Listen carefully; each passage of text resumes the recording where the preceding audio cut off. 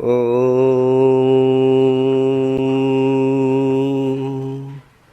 नमः सिद्धेभ्यः।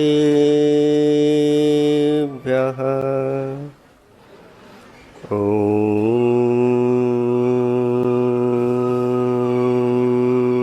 नमः सिद्धेभ्यः। निर्मल जल सामान्य है जिनका, चंदन से है दिव्य वचन। अक्षत सम अक्षत है श्रद्धा, सुमनों सा सुंदर है तन। नैवेद्य चरित्र ज्ञान है दीपक, बसु विधि करते धूप दहन। ध्यान सुफल है अर्घ समाधि, मुनिवर तुमको नित्य नमन। अनर्घ पद को पाने गुरुवर, मेरा अर्घ समर्पित है। एक जीवन क्या सौ सौ जीवन, गुरुवर तुम्हें समर्पित है। ऋषिवर तुम्हें समर्पित। देवादिदेव 1008 चैतन्य चमत्कारी मूल नायक श्री चिंतामणि पार्श्वनाथ भगवान की, परम उपकारी परम पूज्य 108 आचार्य पेवर गुरुवर श्री विद्यासागर जी महामुनिराज की, नवोदय आचार्य श्री समय सागर जी महामुनिराज की, मंचासीन ज्येष्ठ श्रेष्ठ महाश्रमण पूज्य प्रमाण सागर जी महामुनिराज की, परम पूज्य 108 श्री निर्वेक सागर जी महामुनिराज की, 3,9 करोड़ मुनिराजों की, बोली परम पूज्य मुनि श्री विमल सागर जी महाराज की, समस्त मुनि संघ की जयकारा गुरुदेव का। धर्म स्नेही बात्माओं, भाषा नगरी में हम लोगों का कुछ दिन से प्रवास चल रहा है। 4 महाराज थे, कुछ दिन पूर्व 5 मुनिराज और आए तो 9 देवता के प्रतीक हो गए। फिर महाराजों का बिहार हो गया, फिर हम लोग 4 बचे और भावना भाई तो पूज्य बड़े महाराज 3 मुनिराज यहाँ पर आए तो 4 और 3 सप्त ऋषि का योग। ये बहुत ही शुभ योग आप लोगों के लिए मिला है। लोग तरसते हैं कि ऐसा योग बनता रहे और साथ में क्षुल्लकों के लिए भी लेकर के आए हैं। ये बहुत बड़ा बासा वालों के ऊपर महाराज श्री का उपकार है। इस उपकार को, इन क्षणों को कभी भूलना नहीं, हमेशा अपने हृदय में इन क्षणों को विराजमान करके रखना। आप लोगों का ऐसा ही पुण्य बढ़ता जाएगा और एक दिन आपको चातुर्मास की प्राप्ति भी। क्योंकि ये सामान्य नहीं होते। बचपन में जब हम पढ़ते थे तो एक दोहा आता था, श्लोक है, उसको गुनगुनाते रहते थे। शैले शैले ना माणिक्यम, मौक्तिकम ना गजे गजे, साधवो ना ही सर्वत्र, चंदनम ना वने वने। प्रत्येक पर्वत पर माणिक्य नहीं पाए जाते, प्रत्येक गज में गज मुक्ता नहीं पाए जाते, प्रत्येक वन में चंदन नहीं पाए जाते। उसी प्रकार से प्रत्येक नगर और गांव में ऐसे यथाजात परमहंस दिगंबर मुनिराज नहीं पाए जाते। बहुत पुण्यात्मा होते हैं। इसलिए नीतिकारों ने लिखा है कि यह संसार असार है, फिर भी इस असार संसार में जो ज्ञानी जन होते हैं, विद्वान बुद्धिमान विवेकी जन होते हैं, वो सार निकाल लेते हैं। असारे खलु संसारे सार मेतस चतुष्टयम तीर्थे वासे सदुक्तिश्च गुरु सेवात्म चिंतनम। इस असार संसार में ये 4 वस्तुएं सारभूत हैं। सबसे पहला तीर्थे वासे, तीर्थों में वास करना। 2 प्रकार के तीर्थ होते हैं, एक तो स्थिर तीर्थ होते हैं और दूसरे चलते फिरते तीर्थ होते हैं। सम्मेद शिखर जी आदि ये ऐसे शाश्वत स्थिर तीर्थ हैं जहां लोग जिनके दर्शन करके, जहां पर जाकर के साधना करके और अपनी आत्मा को पवित्र करते हैं। और दूसरे चलते फिरते तीर्थ, ये यथाजात दिगंबर मुद्रा को धारण करने वाले मुनिराज होते हैं।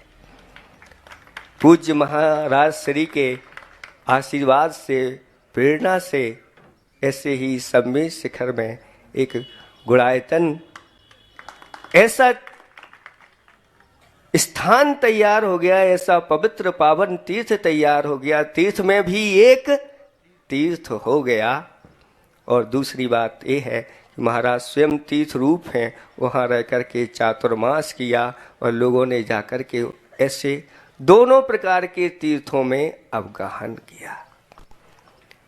बहुत दुर्लभ हैं ये सारभूत वस्तुएं हैं, इनके पास आकर के जितना लाभ मिल जाए उठा लेना चाहिए। इनकी वाणियों को जितना आत्मसात करते चले जाओ उतना ही हमारी आत्मा पवित्र होती चली जाती है। ऐसे तीर्थ हैं जहाँ पर आचार्य भगवंत पहुँच जाते थे, जहाँ उनके चरण पड़ जाते थे, वह सब स्थान तीर्थ का रूप धारण कर लेते थे। जंगल में मंगल हो जाता था।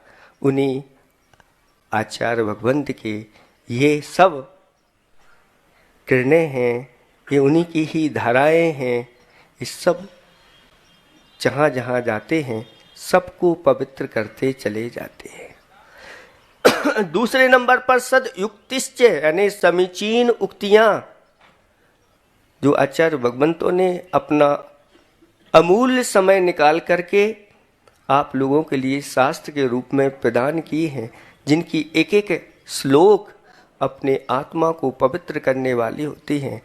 अब एक एक श्लोक अपने लिए पवित्र स्थानों पर पहुंचाने वाली होती हैं, स्वर्ग और मोक्ष को प्रदान करने वाली ऐसी युक्तियां होती हैं। उनका अध्ययन, मनन, चिंतन अवश्य करना चाहिए। तीसरे नंबर की सारभूत वस्तु है गुरु सेवा। कहते हैं जो गुरु सेवा करता है वही एक दिन गुरु पद को प्राप्त हो जाता है। आप सब लोगों ने पढ़ा होगा, वो कथा सुनी होगी। एक ग्वाले ने, एक मुनिराज, ठंडी का समय था और वह नगर के बाहर खुले स्थान पर आकर के एक शिला के ऊपर बैठ गए। ठंडी का समय था। वह ग्वाला देखता है कि इनके ऊपर कोई वस्त्र नहीं, ये पूरी की पूरी रात ऐसी ठंडी में कैसे निकालेंगे। उस ग्वाले की बुद्धि चली और कुछ लकड़ियों को इकट्ठा किया और वहीं सामने अग्नि जला करके और रात भर उनके लिए वह सेंकता रहा। और ऐसे करके उसने महान पुण्य का संचय किया, पाप कर्म की निजरा की। और सुबह सुबह जैसे ही महाराज अपनी योग से विराम पाते हैं और आंखें खोलते हैं, उसको देखते हैं और वह जान जाते हैं कि ये भव्य प्राणी है। क्योंकि पढ़े लिखों की भी ऐसी बुद्धि नहीं चलती, यह ग्वाला होकर के भी इसके अंदर ऐसे भाव जागृत हुए हैं। और उसको आशीर्वाद दिया कि प्रत्येक कार्य के प्रारंभ में नमोकार मंत्र बोलना। और ऐसे ही वह प्रत्येक कार्य में नमोकार मंत्र बोलता था। अंत में एक घटना ऐसी घटी कि वह नदी में जैसे ही कूदता है, नमोकार मंत्र पढ़ते हुए मृत्यु को प्राप्त हो जाता है। जिन सेठ जी के वहाँ वह गायें चराने जाता था, उनके प्रति स्नेह होने के कारण से, वह धर्मात्मा होने के कारण से उसके अंदर भी ऐसा भाव आ गया कि मैं ऐसे ही कुल में जन्म हो जहाँ मुझे ऐसा उत्तम धर्म की प्राप्ति हो। और मर करके वह उन्हीं सेठ के यहाँ उत्पन्न हुआ और उसका नाम सुदर्शन रखा गया। और सील में सुदर्शन सेठ प्रसिद्ध हुए। पुराणों में उनका आज भी व्याख्यान है, उनके ऊपर पुराण लिखे गए। और अंत में जाकर के उन्होंने कर्मों का क्षय करके सिद्धत्व को प्राप्त किया। ये गुरु सेवा का फल है। एक दिन, एक रात्रि की गुरु सेवा का इतना बड़ा फल कि अगले भाव में वह सिद्धत्व को प्राप्त हो गए, अगुरु लघु बन गए। और चौथा, आत्मचिंतनम। दुनिया की तो बहुत चिंताएं हम करते हैं, जैसे अभी सुबह सुबह महाराज ने भावना युग के माध्यम से अंत में ये कहा कि अपनी आत्मा की ओर आ जाना, सोहम सोहम सोहम करते हुए अहम अपने आत्म तत्व में लीन हो जाना। ये बहुत ही सारभूत वस्तुएं हैं बंधुओं। इसलिए निरंतर इन 4 चीज़ों के लिए प्रयत्न करना चाहिए। मुझे बोलना तो नहीं था, बड़े महाराज यहाँ पर विराजमान हैं, उन्हीं को हमें सुनना है। इतना ही हम पर्याप्त समझते हैं कि महाराज श्री ये आपकी दिव्य देशना हमें निरंतर इस बासा नगरी में मिलती रहे। इन बासा नगरी की भावना, आपका सानिध्य मिलेगा, हम लोग भी लाभ उठाएंगे। ये भी जितना अधिक से अधिक आप हम लोगों को दें, आपकी बड़ी कृपा होगी। अहिंसा परमो धर्म। जय। बोलिए परम पूज्य मुनि श्री प्रमाण सागर जी महाराज की। चंदनम शीतलम लोके चंदनादपि चंद्रमा चंद चंदन योर मध्य शीतला साधु संगति। शीतला साधु संगति। सभी लोग हाथ जोड़ लीजिएगा। अहम निवेदयामि परम पूज मंचासीन विराजमानाः सन्ति ते जगत गुरु आचार्य गुरुदेव विद्यासागर स्वहस्तेन दीक्षा प्राप्ताः परम प्रामाणिक संताः विराजमानाः सन्ति। परम पूज मुनि श्री प्रमाण सागर चरण कमलाभ्याम बारंबार निवेदयामः। बासा दिगंबर जैन पक्षात समाजात पक्षात, चाहे सागर दिगंबर जैन समाज पक्षात, गड़ाकोटा दिगंबर जैन समाज पक्षात, चाहे अजमेर दिगंबर जैन समाज पक्षात, गोसलपुर दिगंबर जैन पक्षात हम निवेदयामि। जबलपुर दमोह सागर संभाग जबलपुर संभाग पक्षात अखिल भारत विश्व दिगंबर जैन समाज पक्षात हम निवेदयामि।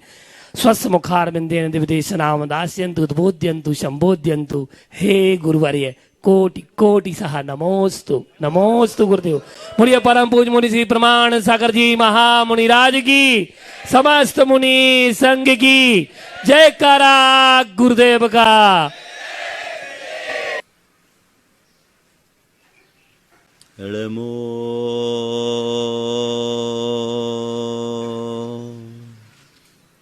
अरिहन्ताणं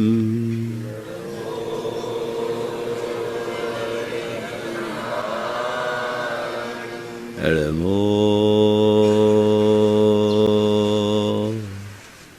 सिद्धानं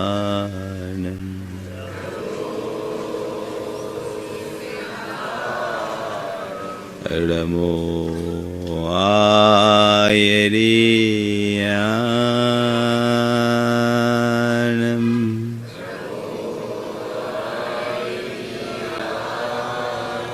नमो उवज्झायाय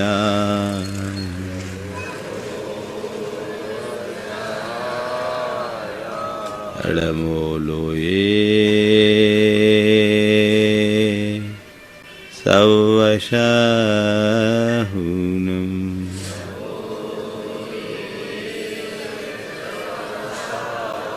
एसो पंचेणमुयारो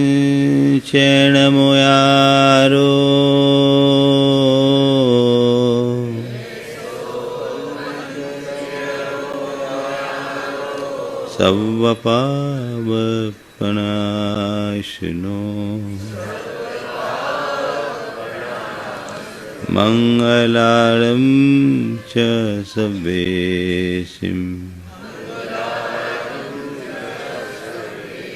पढ़मं होई मंगलम। जय बोलो देवादिदेव खजराट श्री भगवान महावीर स्वामी की, अहिंसा परमो धर्म की, परम पूज आचार्य गुरुवर श्री विद्यासागर जी महाराज की, आचार्य समय सागर महाराज की, उन्हीं परम पूज मुनि श्री प्रमाण सागर जी महाराज की जय। कारा गुरुदेव का, संपूर्ण मुनि संघ की। सुबह का समय था, दिन निकला नहीं था। एक व्यक्ति अपने गांव से दूसरे गांव की ओर निकला। रास्ते में उसे ठोकर लगी। ऐसा आभास हुआ कि कोई पोटली सी है। उसने उसे उठाया, लेकर चलता बना। रास्ते में नदी पड़ती थी। नदी में अपार जल राशि थी। नाव के बिना जाना, पार पाना मुश्किल था। नाविक आया नहीं था। और नाविक की प्रतीक्षा में नदी के तट पर बैठ गया और समय पास करने के भाव से पोटली में उसे लगा कि कुछ गोलियां हैं। उसने एक गोली उठाई और पानी की धार में फेंका। लहरों से अटखेलियां करती हुई वह गोली नदी में समा गई। यूं करते करते पूरी पोटली खाली हो गई। तब तक दिन भी निकल आया और आखिरी गोली को जब वो फेंकने को हुआ, उसे लगा कि इन गोलियों ने मुझे बहुत साथ दिया, देखो तो सही। देखते ही उसकी आंखें फटे रह गई, क्योंकि जिन्हें उसने गोली मानकर फेंका था वो सामान्य गोलियां नहीं थी, वे सब रत्न थे जिसे वो नहीं जान पाया। उसे जैसे देखा उसके मन में बड़ा पश्चाताप हुआ कि हाय, मैंने कितनी बड़ी बेवकूफ़ी की, पूरी पोटली खाली कर दी। काश मैंने इन्हें पहले देख लिया होता तो मेरे साथ ये कहानी नहीं होती।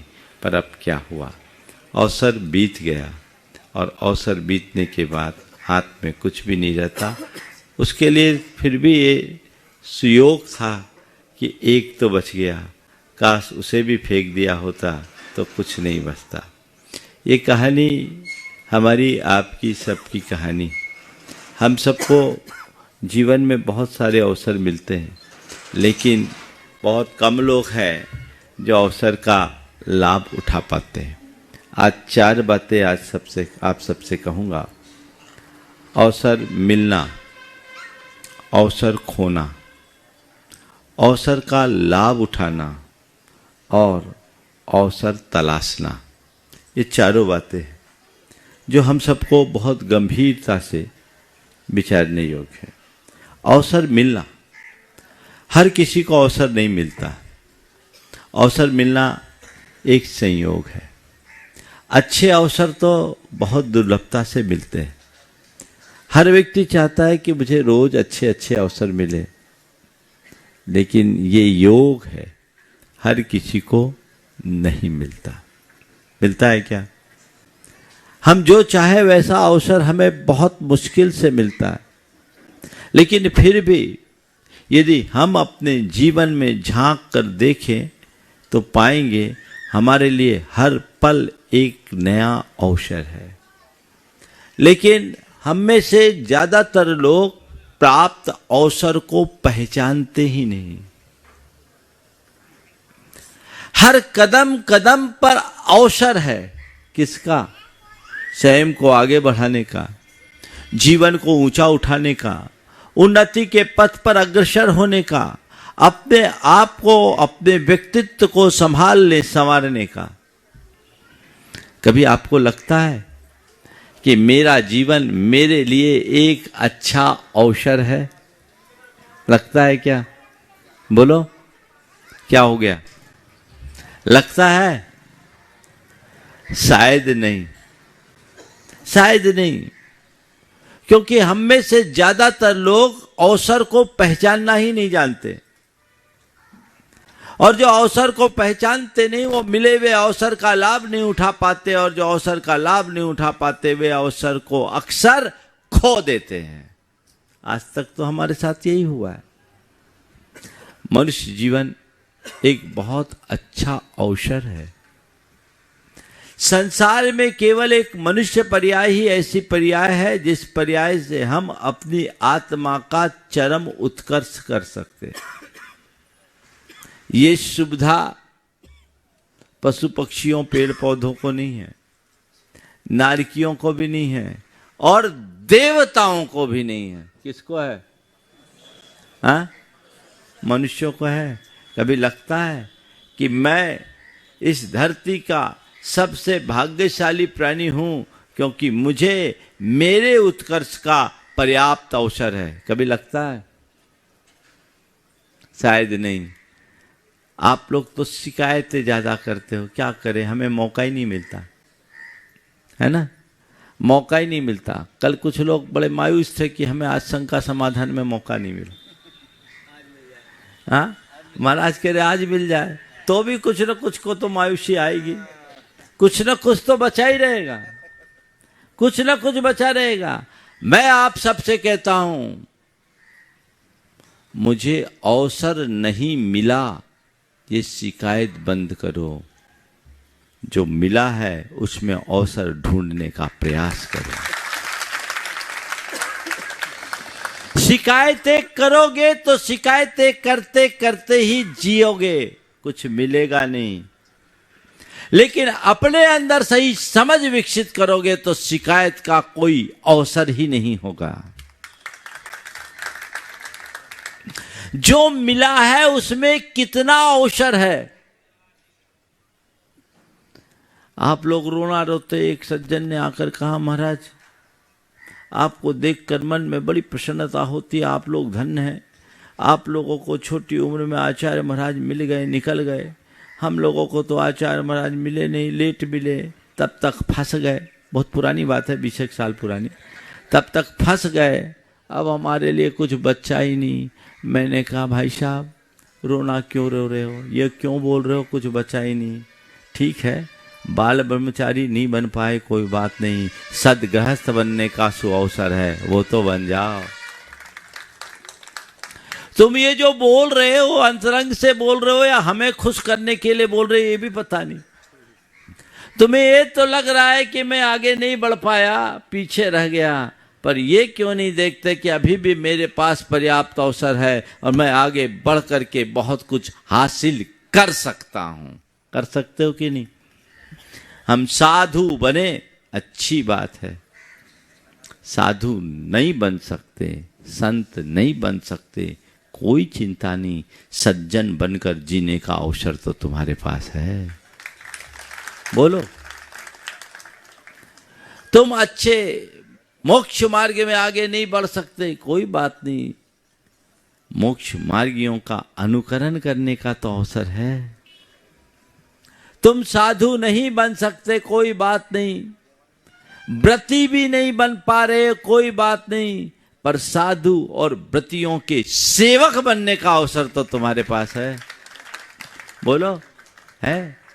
तुम त्याग तप व्रतानुष्ठान नहीं कर सकते, कोई बात नहीं, पर त्यागी तपस्वी और व्रती का सत्कार करने का तो अवसर तुम्हारे पास है। उससे क्यों चूकते? तुम दान नहीं दे पा रहे, कोई बात नहीं, मायूसी मत लो, लेकिन दान दातारों की अनुमोदना करने का तो अवसर तुम्हारे पास है। पर ऐसे कर्म फूटे हो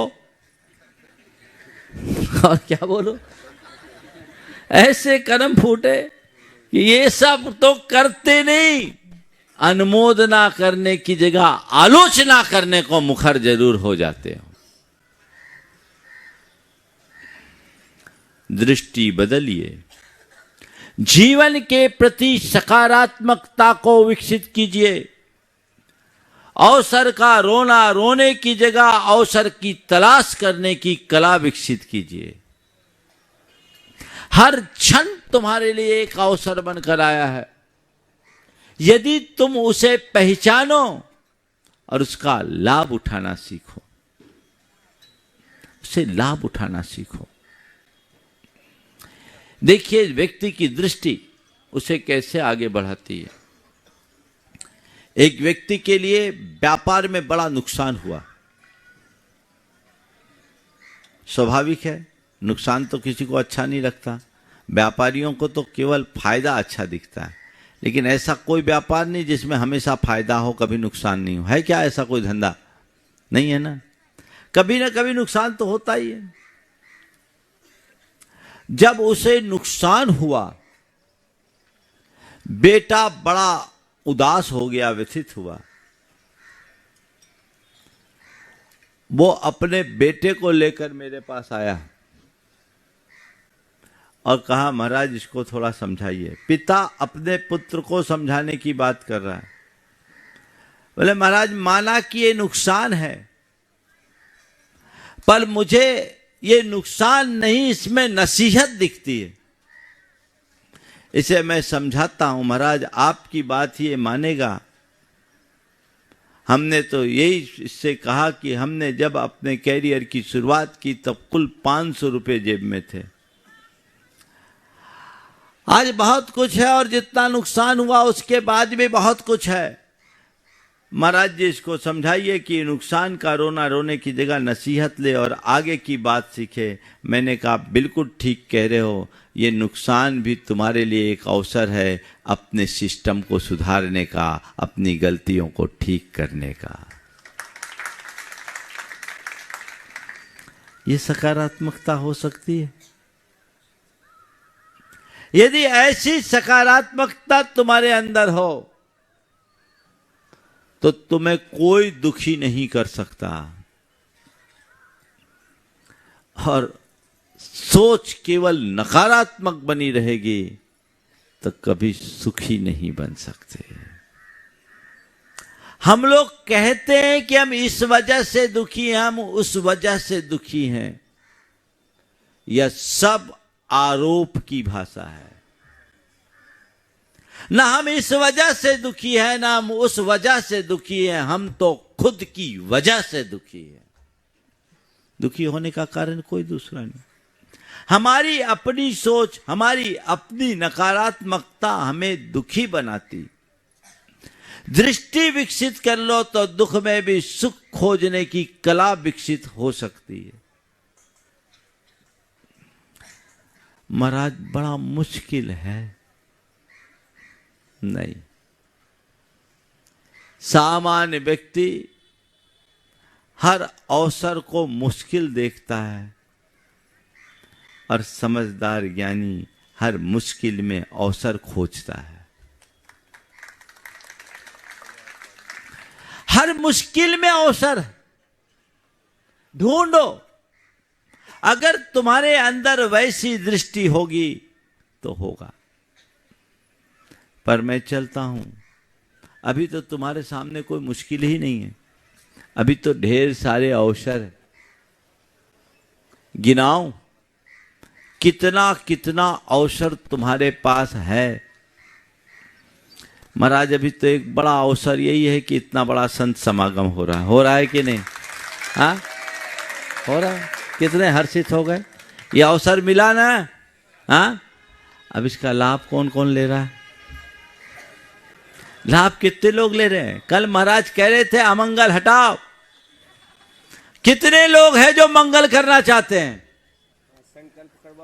सब संकल्पित हो जाओ सारे युवा। कुछ लोग हाथ नहीं उठा रहे।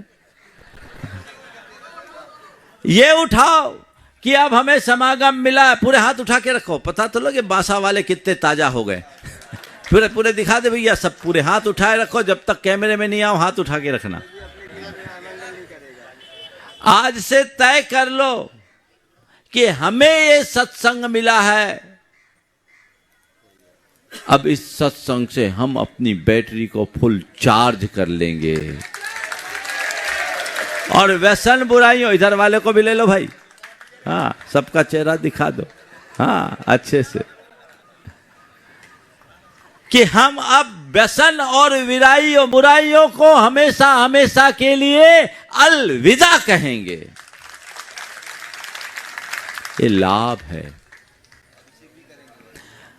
आगे बढ़ेंगे, भगवान की सेवा करेंगे, पूजा करेंगे, अभिषेक करेंगे, वंदना करेंगे। अभी तक मैं अपने आलस में जीता था, अब अपने आलस का अंत करेंगे, सुबह जल्दी उठेंगे और अपने हाथों से भगवान का अभिषेक करेंगे।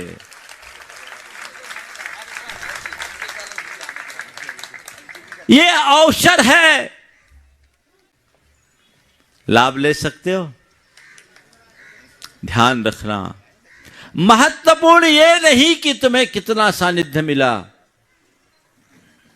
महत्वपूर्ण ये नहीं कि तुम्हें कितना सानिध्य मिला, महत्वपूर्ण ये है कि सानिध्य से मुझे क्या मिला, क्या मिला। ये अवसर है, एकदम प्रारंभिक अवसर। आप लोग तो किसानी से जुड़े हो, प्राय सबकी खेती है ना। बीज बोने का अवसर रोज नहीं आता, आता है क्या? अभी बीज बोओगे क्या कि आषाढ़ में बोओगे? हाँ, तो बीज बोने का अवसर हमेशा नहीं आता, कभी कभार आता है, लेकिन सही समय पर सही अवसर पर जो बीज बो देता है वो शानदार फसल काटने का श्रेय प्राप्त करता है कि नहीं।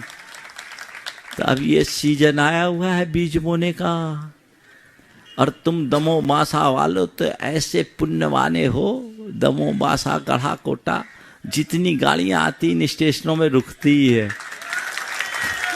तुम चाहो तो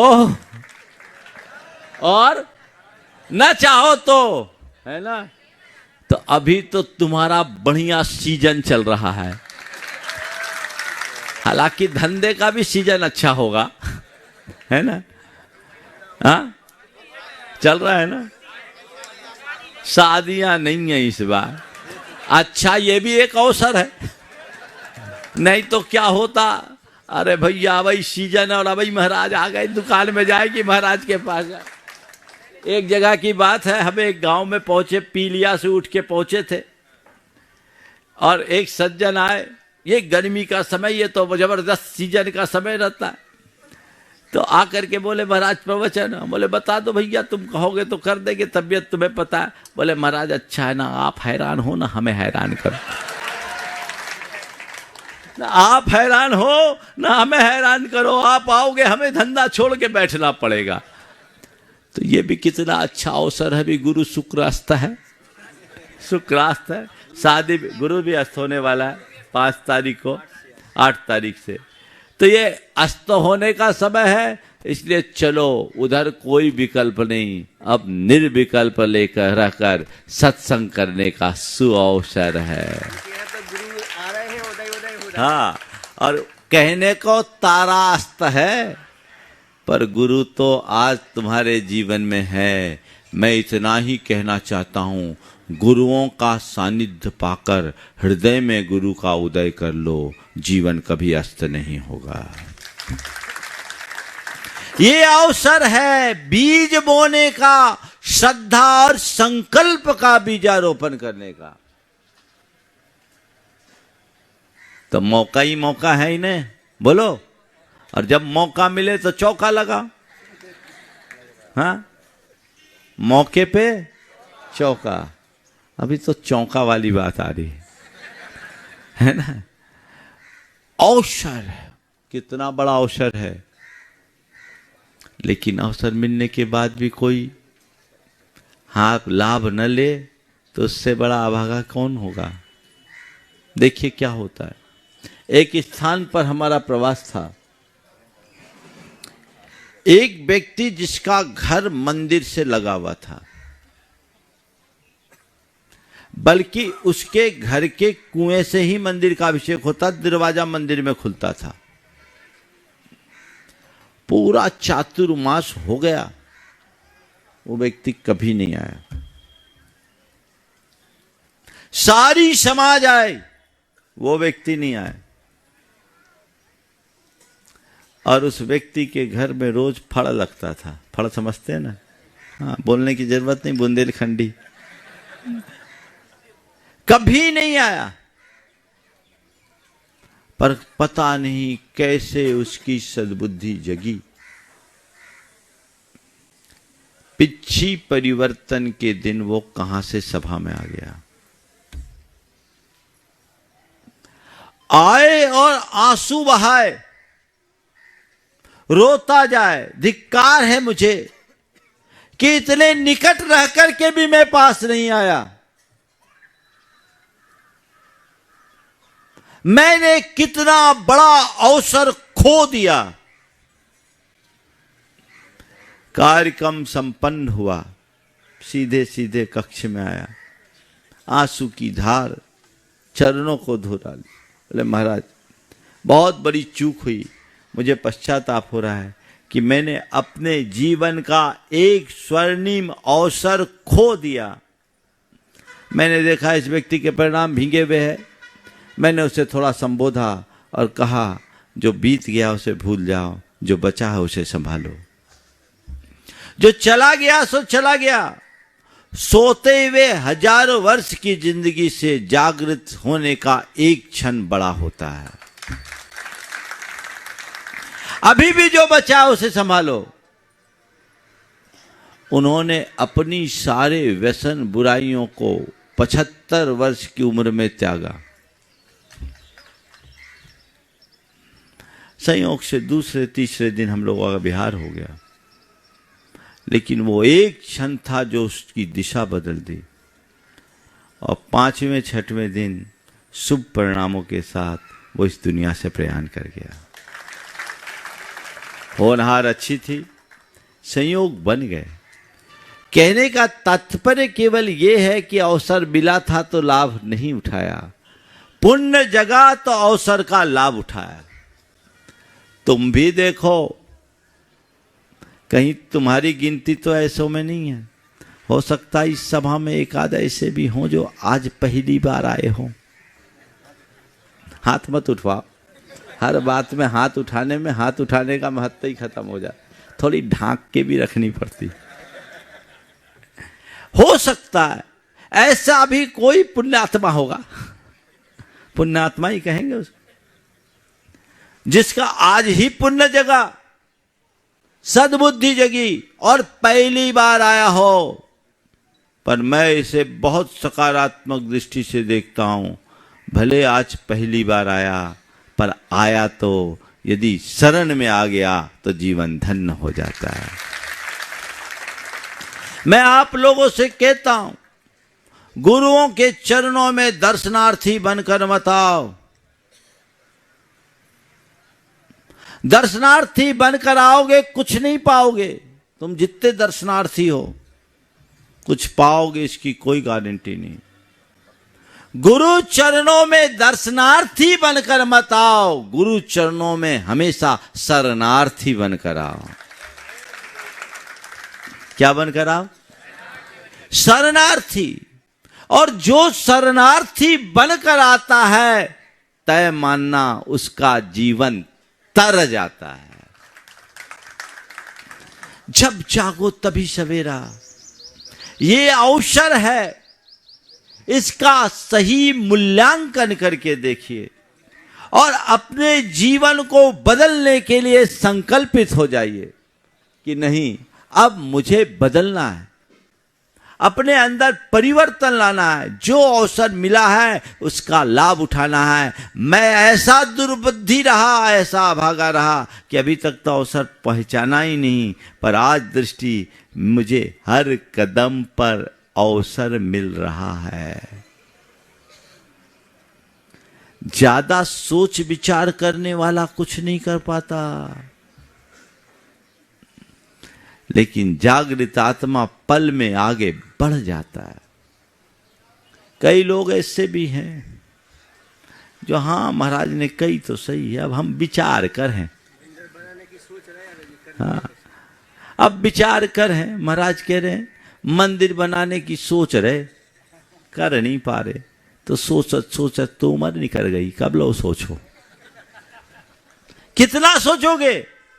सारा जीवन सोचते सोचते निकल गया। अब सोचने का क्षण नहीं, संकल्पित होकर आगे बढ़ने का अवसर है।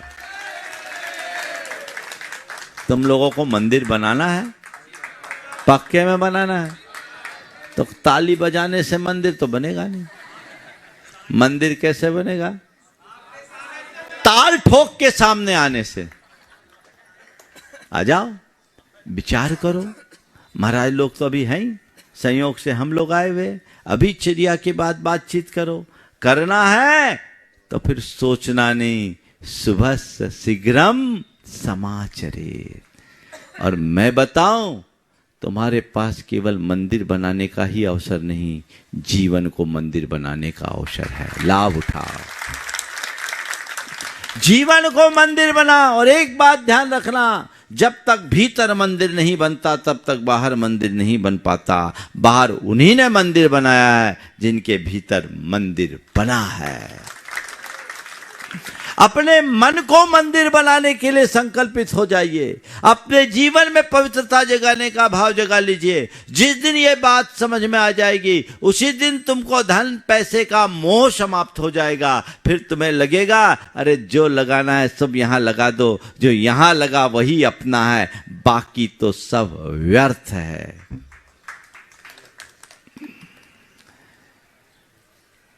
हमने सुना है कि चामुंड राय ने गोमटेश बाहुबली की संरचना की ना? हाँ, कितने बरस हो गए? लगभग 1040-45 बरस, है ना?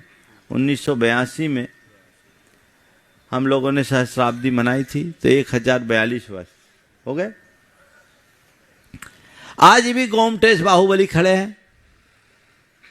और गोमटेश का नाम लेते ही गोमठ की याद आती। पहले गोमठ है, फिर इस है, यानी चामुंड राय का नाम याद आता। जिस चामुंड राय ने गोमटेश बाहुबली की संरचना की, प्रतिष्ठा की, उसने अपना महल और हवेली भी तो बनाई होगी। बोलो, उस चामुंड राय ने अपना महल हवेली बनाया होगा कि नहीं? कोई अता पता है? अता पता है? अरे महल और हवेली की बात तो जाने दो, चामुंड राय के वंशजों का भी कोई पता नहीं है? पर किसका पता है? गोमटेश बाहुबली का। कुछ समझ में आ रहा है? जो तुम परमार्थ में लगा दोगे वो अमर हो जाएगा, तुम्हें अमर बना देगा। बात को ध्यान से सुनना। जो परमार्थ में अर्पित होगा वो अमर हो जाएगा, तुम्हें अमर बनाएगा। और जो अपने लिए लगाओगे वो एक दिन नष्ट हो जाएगा। समझ गए? तुम लोग यहां आने के बाद अपने अपने घरों का तो रिनोवेशन कर चुके हो। खपरपोश से पक्के मकान तन गए होंगे, और एक के बाद दूसरी, दूसरी के बाद तीसरी बिल्डिंगें तन गई हो गई। हाँ, दूसरी और तीसरी बिल्डिंगें तन गई होगी। और कईयों के यहाँ से बाहर दमोह, सागर, इंदौर, जबलपुर में भी मकान होंगे। कोई बम्बई, दिल्ली में भी अपने फ्लैट सुरक्षित कर लिए होंगे। किए कि नहीं? कर लिए। पर ध्यान रखना, वो सब ढह जाएगा, और जो भगवान के दरबार में रहेगा, लगेगा, वही रह जाएगा, वही बच पाएगा। तो मन को जगाइए, अवसर का लाभ उठाने का प्रयास कीजिए। जीवन में जब भी कुछ अच्छा करने का अवसर आए, तत्काल कर डालो, और बुरा करने का प्रसंग आए, उसे टाल डालो। अच्छे काम को तत्काल कर डालिए और बुरे काम को सदैव कल पर टालिए। आप लोग उल्टा करते हो। अच्छा काम का प्रसंग आए, अब सोच है, विचार करेंगे, यही होता है ना। लेकिन बुरा कार्य करने के लिए कभी विचार करते हो? तुरंत। बस यही दिशा बदलने की बात है, दृष्टि पलटने की बात है। हमें अच्छा काम करने में कभी विचार नहीं करना, बल्कि जब भी विचार करो तो केवल अच्छे का विचार करो। और बुरा काम करने की बात आए तो जितना बने उसे टालते जाओ। टालते जाओ ताकि अपने जीवन को संभाला जा सके और आगे बढ़ा जा सके। तो जीवन में प्राप्त अवसर को पहचानिए। बहुत सारे अवसर मिले, मनुष्य जन्म मिला, अच्छा शरीर मिला, अच्छी बुद्धि मिली, अच्छा परिवार मिला, अच्छा संस्कार मिला, धन संपन्नता मिली, क्या कुछ नहीं मिला? सब कुछ मिला ना? क्या ये अवसर नहीं है कि नहीं? अच्छा शरीर मिला, तुम्हारे लिए अवसर है लोगों की सेवा करने की, है कि नहीं? हाँ, अच्छी बुद्धि मिली, तुम्हारे लिए अवसर है तत्व का अभ्यास करने की, आगम का अभ्यास करने की। अच्छे संस्कार मिले, तुम्हारे लिए अवसर है गुरुओं का समागम पाने का, अपने चरित्र को निखारने का, अपने जीवन को आगे बढ़ाने का। तुम्हारे पास धन संपन्नता है, तुम्हारे लिए अवसर है दान धर्म करने का, परोपकार करने का, सेवा का आदर्श उपस्थित करने का। अच्छा परिवार मिला, तुम्हें अवसर है प्रेम से हिल मिलकर रहने का, साथ देने का, साथ निभाने का। क्या कर रहे हो ये सब? ये अवसर है कि नहीं? बोलो, थोड़ा दम से तो बोलो। पहचान रहे हो? ये अवसर है, इसकी पहचान है। जो अवसर को अवसर की भांति पहचानते हैं वे ही अवसर का लाभ उठा पाते हैं, अन्यथा अवसर खोते हैं, हाथ मलते रह जाते हैं, फिर कहते क्या बताएं, हाय कुछ न कर सका। ये बस जीवन ऐसे मत जियो कि आखिरी क्षणों में तुम्हारे मुख से हाय निकले। जीवन इस तरीके से जियो कि जीवन की आखिरी सांस में भी परम प्रसन्नता और संतुष्टि की अभिव्यक्ति हो कि मैं इस दुनिया से जा रहा हूं, करने योग सब काम करके जा रहा हूं। कल्पना करो, थोड़ी देर के लिए आंखें बंद करो। आप सब लोग आंखें बंद करो, सब लोग आंखें बंद करो।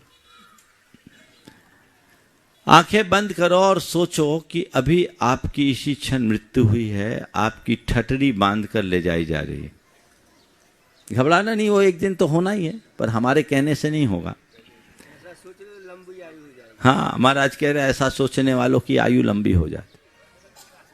मान लो ऐसा आंखें बंद करके सोचो कि अभी इसी समय मेरा प्राणांत हुआ और मेरी अर्थी उठ रही है। अगर ऐसा क्षण तुम्हारे साथ आ जाए तो तुम्हारी आत्मा क्या अनुभव करेगी? ऐसा लग रहा है कि नहीं? ठीक है, हम यहाँ इस दुनिया से जा रहे हैं तो परम प्रसन्नता और तृप्ति के साथ जा रहे हैं, क्योंकि हमें जो कुछ करना था सब कर लिया, अब हमें कुछ सोचने की बात ही नहीं। या मन में कसक है? बोलो, कितने लोग हैं इस सभा में जिनके मन में ऐसा हो कि बस कोई बात नहीं, हम गए बड़े अच्छे से जा रहे हैं क्योंकि हमने अपने जीवन में जो कुछ करना था सो कर लिया। कितने लोग? एक आध हाथ उठेगा। बहुत बढ़िया, मतलब तुम जिस लेवल पे उस लेवल में खुश हो, बिल्कुल कोई दिक्कत नहीं। आज भी मौत आ जाए तो स्वागत है, पर भैया संतोष तुम प्रकट तो कर रहे हो, पर तुम्हें पता है यहाँ से वहाँ जा रहे हो और हाथ में कुछ है नहीं तो क्या करोगे? अमेरिका जाना है और करेंसी है नहीं, क्या करोगे वहां? बोलो, खाली जेब जाओगे? तो ये तो कह दिए कि हम बहुत बहादुरी का काम है कि हम संतुष्ट होकर जा रहे हैं, थोड़ी जेब तो तलाशो अपनी। यहां से वहां तक जाने के लिए जो अपेक्षित होना चाहिए वो मैंने जोड़ा है कि नहीं? बोलो, भारत का रुपया अमेरिका में चलेगा क्या? वहां क्या चलेगा? क्या चलेगा? तो तुमने डॉलर जोड़े कि रुपये? बोलो, थोड़ा जोर से बोलो। तो वहां क्या करोगे? भीख मांगोगे? वहां तो भीख की भी व्यवस्था नहीं है। बोलो, कैसे कैसे संतुष्टि? जीवन में करने योग्य कार्य किए बिना संतोष होना ही नहीं चाहिए। तभी संतुष्टि होनी चाहिए जब हम करने योग्य कार्य कर ले। इतने में संतुष्ट मत हो। तुम्हें जो अवसर मिला इसके लिए नहीं मिला। अब कुछ लोग ऐसे ही हैं, एक बार रिजल्ट निकला, हाईएस्ट आया 99.9%, पर कुछ बच्चे थे उनका 33% आया। 33% वाला बहुत खुश था, 33% मार्क्स लिया और बड़ा खुश। किसी ने पूछा, भैया तुम इतने खुश क्यों नजर आ रहे हो? तुम्हारे मार्क्स मात्र 33% आए, देखो टॉपर ने तो 99.9% लिया। बोला इसीलिए तो खुश हो। बोले तुम इतने खुश क्यों? जो टॉपर वो 99.9% लिया और तुम खुश? बोले इसीलिए तो खुश हूं। बोले क्यों? बोले अगले साल वो भी उसी क्लास में बस बैठेगा जिसमें मैं बैठूंगा। तो तुम लोग भी ऐसे ही हो। अरे तेरे पास जब 99% मार्क्स लाने का अवसर है तो 33 में संतोष रखना अच्छी बात नहीं है। इसलिए जितना करने योग्य है वो करो। अपनी क्षमता का पूर्ण लाभ न उठाना एक बहुत बड़ा पाप और अपराध है। तुम जितने शुभ संयोग लेकर आए उनका सदप्रयोग नहीं करे तो तुमसे बड़ा अभागा इस दुनिया में कोई नहीं होगा। एक लक्ष्य रखो, जितना अर्जित लेकर आए हैं उससे ज्यादा संचित करके जाएंगे, तब तुम्हारे जीवन की उपलब्धि है। बैलेंस शीट देखो तो थोड़ी, जितना अर्जित लाए थे उससे ज्यादा बैलेंस में है, संचित है, तब कहो कि हाँ हम संतोष के साथ जा रहे। अभी तो नेगेटिव होगा, सब उल्टा। अभी तक भोगा ही है, कमाया क्या? ये देखो, समीक्षा करो। और जब तक सही समीक्षा नहीं होती जीवन का उत्कर्ष नहीं होता। इसलिए अवसर मिला है उसे पहचाने, उसका लाभ उठाए, उसे खोने मत दें। जगत जलधि से पार उतरने को अद्भुत नौका है। जगत जलधि से पार उतरने को अद्भुत नौका है। मानव भव शाश्वत सुख पाने का अद्भुत मौका है। जगत जलधि से पार उतरने को अद्भुत मौका है। मानव भव शाश्वत सुख पाने का अनुपम मौका है। जाग जाग हे ज्योति पुंज, यह अवसर बीता जाता।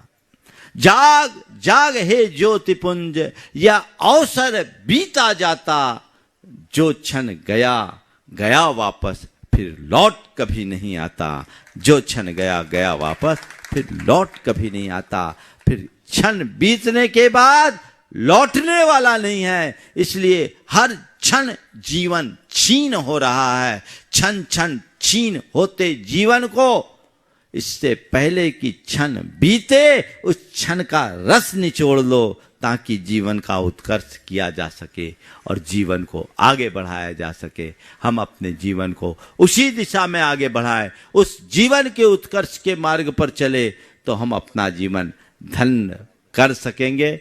बांसा वालों को अवसर मिला है, अवसर और लेना भी चाह रहे हैं। बिल्कुल अवसर मिलना, उससे ज़्यादा अवसर को पहचान कर उसका लाभ उठाना है। विमल सागर जी महाराज, अनंत सागर जी, धर्म सागर जी, भाव सागर जी आपके यहाँ विद्यमान हैं और ऐसा लग भी रहा है कि भी और विद्यमान रहेंगे। आप जब तक है तब तक। हाँ, पर महाराज कह रहे हैं सोना मत, ये थोड़े ही दिनों का है और चंद दिनों का मेला। ये तो आप लोग बोलते ही हैं, है ना, भजन गाते ना, चंद दिनों का मेला है ये, चला चली का खेला रेला है। तो ये तो खेला है, रेला है, इसे पहचानिए और जीवन को सही दिशा में आगे बढ़ाने का प्रयत्न कीजिए। जो भी भाव है, हमारा पहला लक्ष्य अपने जीवन का कल्याण होना चाहिए। हम जो कुछ भी काम करते हैं जीवन के कल्याण के लिए करते हैं, अपने आत्मा के उत्कर्ष के लिए करते हैं। आत्मा को केंद्र में रखकर हम आगे बढ़ेंगे, तभी अपने जीवन का भला हो सकेगा। सबका मंगल हो, सबका कल्याण हो, सभी सुखी रहे, सभी स्वस्थ रहे। इस पुनीत भाव के साथ यहीं पर विराम। बोलिए परम पूज्य आचार्य गुरुवर श्री विद्यासागर महाराज।